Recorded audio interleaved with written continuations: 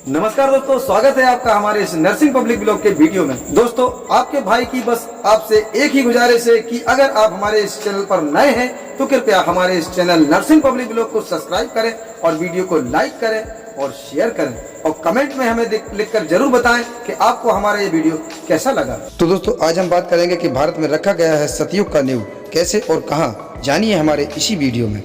आपको हमारी ये बात सुनने में अजीब या काल्पनिक या आश्चर्यजनक लग रही होगी, परंतु हमारे संत अच्युतानंद दास जी की भविष्यमालिका में कुछ ऐसे लेख वर्णित हैं जो इसे प्रमाणित करते हैं। तो दोस्तों, ध्यान से सुनिएगा। 28 अंक, वृषभ महीना, शुक्ल द्वादशी के दिन देश के महाजन रखेंगे नए युग की नींव। आखिर क्या है इस 28 अंक का रहस्य और कौन है देश के महाजन और कहां पर रखा जाएगा सतयुग का नींव? दोस्तों, 600 वर्ष पूर्व इस लिखित भविष्यवाणी को क्या आप जानना चाहते हैं? अगर जानना चाहते हैं तो कृपया वीडियो में बने रहें लास्ट तक, और अगर वीडियो पसंद आए तो कृपया हमारे इस नर्सिंग पब्लिक ब्लॉग को सब्सक्राइब करें और वीडियो को लाइक करें और शेयर करें और कमेंट में हमें लिखकर जरूर बताएं कि आपकी इस बारे में क्या राय है। भविष्यमालिका के लाखों ग्रंथों में लिखित तथ्य भले ही पंच सखाओं ने प्रकाशित किया है, लेकिन ये वाणी तो स्वयं परम ब्रह्म निराकार संपूर्ण जगत के स्वामी महाप्रभु श्री जगन्नाथ जी की है। ऐसा कहा गया है कि कलयुग के बाद का भविष्य अखंड महापुरुष पंच सखा में सबसे श्रेष्ठ संत अच्युतानंद दास जी कहते हैं 28 अंक में आएंगे दो भाई,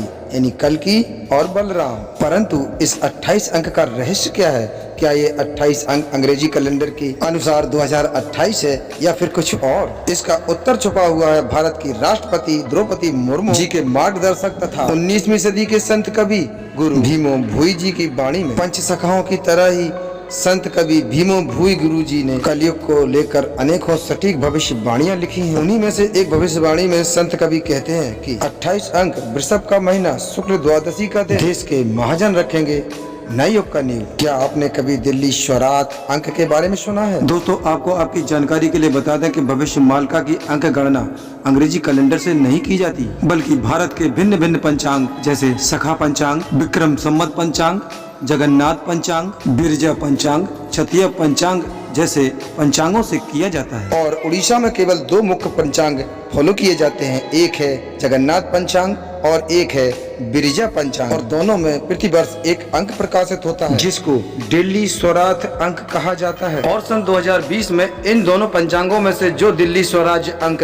प्रकाशित हुआ वो 1428 है। भविष्यमालिका की गणना में जो एक वर्ष होता है वो 4 अंकों का होता है, लेकिन उनमें से केवल लास्ट के 2 अंक ही गिने जाते हैं। इसी अनुसार सन 2020 में दिल्ली स्वराज अंक था 1428, यानी लास्ट में हुआ वो 28 अंक। अब आते हैं महीना और दिन पर। संत गुरु भीमा भोई जी ने कहा था कि महीना होगा वृषभ और दिन होगा शुक्ल द्वादशी, और 12 राशियों में से दूसरा राशि है वृषभ राशि, यानी इसी के अनुसार वृषभ महीना का मतलब साल का दूसरा महीना। 30 अगस्त 2020 का दिन यानी भद्रपद शुक्ल पक्ष द्वादशी तिथि, इसी दिन दिल्ली स्वराज अंक 1428 आरंभ हुआ। जैसा कि दोस्तों आप ये तो जानते ही होंगे कि एक पक्ष 15 दिनों का होता है, और इसी प्रकार से कृष्ण पक्ष और शुक्ल पक्ष दोनों को मिलाकर एक महीना बनता है। 30 अगस्त 2020 से 30 सितंबर 2020 एक महीना, 30 सितंबर 2020 से 30 अक्टूबर 2020 2 महीना, यानी अंक होगा 28, यानी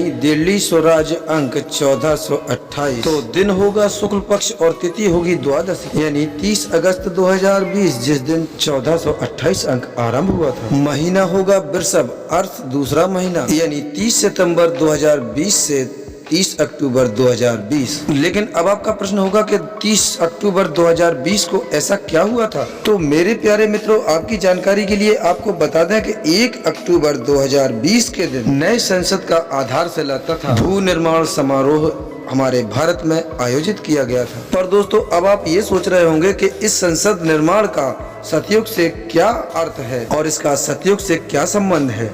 तो दोस्तों, तैयार हो जाइए जानकारी जानने के लिए। तो दोस्तों, ध्यान से सुनिए कि द्वापर युग में पांडवों का राजधानी था Indraprastha. Archaeological survey of India यानी ASI ने अपनी जांच में पाया कि द्वापर का इंद्रप्रस्थ आज के कलयुग में न्यू दिल्ली है, और आज जिस न्यू दिल्ली में न्यू पार्लियामेंट का निर्माण हुआ है उसी स्थान पर पांडवों का राज्यसभा हुआ करता था। राज्यसभा नहीं, राज्यसभा, जहाँ पर पांडव श्रेष्ठ, धर्मराज और सम्राट युधिष्ठिर सभा करते थे।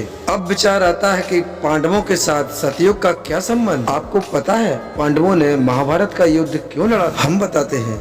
धर्म की रक्षा करने के लिए, महाभारत में श्री कृष्ण ने क्या कहा था? मैं न पांडवों के पक्ष में हूँ और न ही कौरवों के पक्ष में हूँ, मैं तो केवल और केवल धर्म के पक्ष में हूँ। परंतु दोस्तों आपको एक जानकारी और बता दें कि द्वापर का महाभारत युद्ध पूर्ण रूप से समाप्त नहीं हुआ था, क्योंकि अधर्म का पूर्ण रूप से समापन नहीं हुआ था। इसी कारण श्री कृष्ण ने महाभारत युद्ध के बाद पांडवों से कहा था कि कलयुग में इसी महाभारत का बचा हुआ भाग लड़ा जाएगा और कलयुग में अधर्म का पूर्ण रूप से अंत करके धर्म का स्थापना किया जाएगा। दोस्तों भूत, भविष्य और वर्तमान तीनों को मिलाकर भविष्य माल का बना है, जिसको डिकोड करना कठिन ही नहीं असंभव है। आज से लगभग 550 साल पहले संत अछूतानंद दास जी ने कहा था कि 2020 में महाप्रभु जगन्नाथ जी का लीला समाप्त होगा और कल्कि अवतार का लीला आरंभ हो जाएगा। और इसे अगर संत अछूतानंद दास जी की सरल भाषा में कहें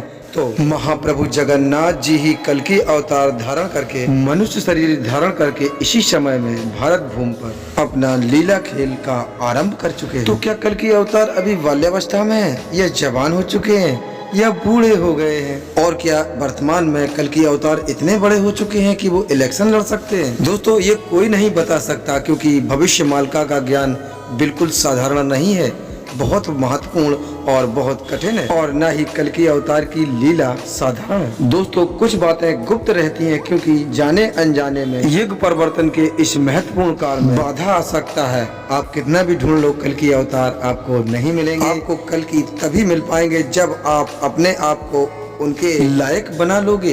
एक बार अपने आप से ये प्रश्न जरूर पूछना कि आप क्या उनके लायक हैं और आप उस दिव्य ब्रह्म का साक्षात्कार करने के लायक हैं। बाकी तो आप समझदार हैं, आपको इसका उत्तर अपने आप मिल जाएगा। दोस्तों इतना ही था हमारे आज के वीडियो में। अब आपको फिर मिलते हैं अगले वीडियो के साथ। तब तक के लिए नमस्कार, अपना ख्याल रखें और हमेशा मुस्कुराते और खिलखिलाते रहें।